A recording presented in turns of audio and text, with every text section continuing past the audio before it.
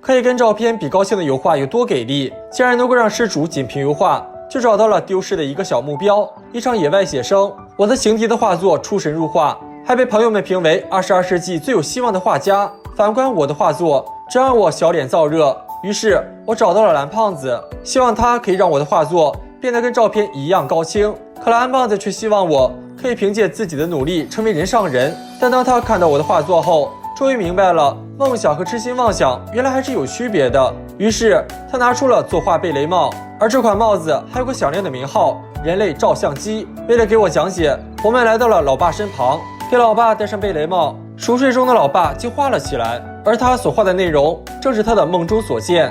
梦中的老爸成了世界冠军。为了得知是何比赛，蓝胖子将帽子上的时间轴调到5分钟前，才得知是老爸圆了高尔夫的梦。我也戴上贝雷帽，手起笔落，100%还原的蓝胖子就出现了。就在我们想一战成名时，老妈却一脸困惑。刚才回来的路上，有个神经病跟我打招呼啊。于是，在老妈戴上贝雷帽后，就画出了部长夫人。老妈好后悔，错过了进入富太太轩的机会。与此同时，球场内进行着一场激烈的争辩，两人都觉得应该自己得分。于是我找到观众席上的看客，在他的笔下，真相被还原，一场毫无意义的争辩就此结束，帮助他人心情爽。可下一秒，我却被神秘人撞翻在地。接着我们路过公园，竟听说陆木匠刚才在这里拍电影。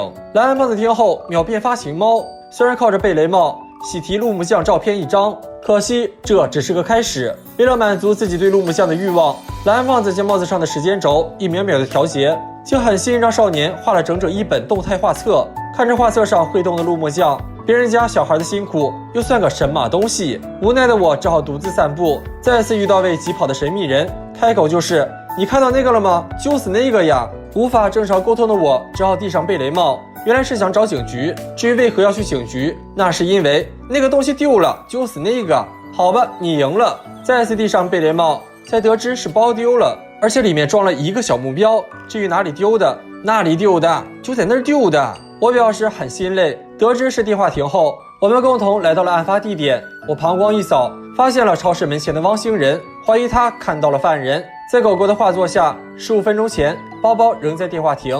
我决定以10秒为单位，不给狗粮，让狗作画。终于在画了上百张后，发现了嫌疑人。可这人怎么那么眼熟？不就是将我撞翻在地的男人吗？我带着大叔一路奔跑，利用贝雷帽的开挂功能，一路寻找着犯人行走的痕迹。经过不懈的努力，嫌疑人最终出现的地点竟是警局。原来此人有着拾金不昧的高尚品德。